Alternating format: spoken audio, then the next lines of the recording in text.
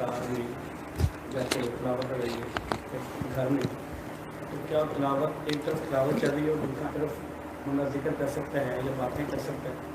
जो कुरान में आता है कि कुरान पढ़ा जाए तो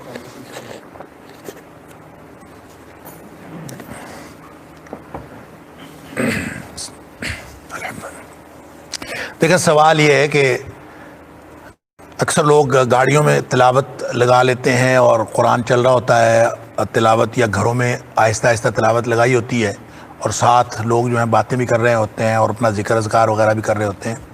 تو سوال یہ ہے کہ کیا جب تلاوت لگی ہوئی ہے ٹیپ پر گاڑی میں یا گھر میں تو آدمی اپنا ذکر اذکار وغیرہ کر سکتا ہے اس کے ساتھ ساتھ؟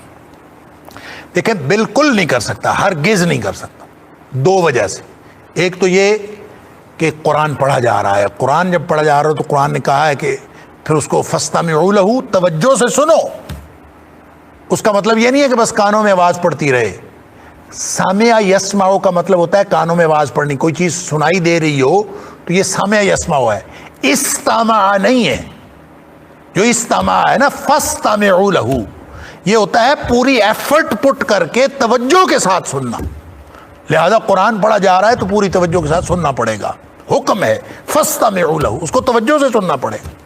وانصتوا، اور خاموش رہنا پڑے گا. لہذا اگر کوئی شخص ذکر اذکار کر رہا ہے تو وہ خاموش تو نہیں ہے، پھر اس کی توجہ بھی نہیں ہے قرآن کی طرف. جب توجہ بھی نہیں ہے اور وہ خاموش بھی نہیں ہے تو وہ تو گنہگار ہے. تو یا تو اگر اس نے ذکر اذکار کرنا ہے تو قرآن کی تلاوت بند کر دے. اور یہ ایک تو گناہ کی وجہ یہ ہے، اور دوسری گناہ کی وجہ یہ ہے یہ قرآن کے آداب کے خلاف ہے کہ آپ قرآن ایک طرف لگا ہو تو آپ گویا قرآن سے زیادہ کسی اور چیز کو اہمیت دے رہے ہیں. آپ اہمیت کسی اور چیز کو دے رہے ہیں. آپ ذکر اذکار ہو یا آپ کی اپنی آپس کی باتیں ہوں، جب آپ کسی اور چیز کو اہمیت دے رہے ہیں اور قرآن کو کم اہمیت دے رہے ہیں تو یہ اپنی جگہ پہ ایک بہت بڑا گناہ ہے. تو یہ ہر دو اعتبار سے قرآن کی تلاوت جب لگی ہوئی ہو آپس میں گفتگو کرنا، یہ جو لوگوں نے طریقہ کار بنایا ہوا ہے کہ قرآن سے محبت کی علامت کے طور پر گاڑی میں جو ہے وہ ہلکا ہلکا قرآن کی تلاوت لگا دیتے ہیں، آپس میں گپ شپ بھی چل رہی ہو، گفتگو بھی چل رہی ہوتی ہے، سب کچھ چل رہا ہوتا ہے، تو بس وہ بیک گراؤنڈ میں تلاوت چل رہی ہوتی ہے کہ اور سب سمجھ رہے ہوتے ہیں شاید اس سے برکت ہو رہی ہے. تو دیکھیں برکت ہوتی ہے قرآن کی تلاوت لگانے سے، لیکن اس صورت میں جب خاموشی ہو اور توجہ ہو اس کی طرف. جب کسی کی خاموشی نہیں، اگر توجہ نہ بھی ہو کم از کم خاموشی تو ہو کہ کوئی لوگ آپس میں باتیں تو نہ کر رہے ہوں یا کسی اور طرف توجہ تو نہ ہو.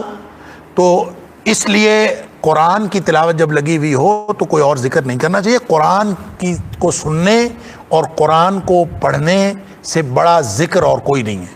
اور جب قرآن کہتا ہے کہ اس طرح سے تم کرو گے فاستمعوا لہ وانصتوا لعلکم ترحمون، تو تمہارے اوپر رحمتیں نازل ہوں گی. تو اس وقت گویا جو شخص اس کے خلاف کوئی بھی کام کرے گا وہ رحمتوں سے محروم رہے گا. اس لیے ایسا ہرگز نہیں کرنا چاہیے. جس شخص نے گاڑی میں یا گھر میں تلاوت لگانی ہے وہ پھر خاموشی بھی اختیار کرے اور اس کی طرف توجہ بھی دے. اور جو توجہ نہیں دے سکتا یا پھر اس کے خاموش نہیں رہ سکتا تو اس کو قرآن پاک کی تلاوت بند کر دینی چاہیے اور پھر اپنا ذکر اذکار یا جو بھی باتیں کرنی ہے وہ جاری رکھنی چاہیے. واللہ اعلم بالصواب.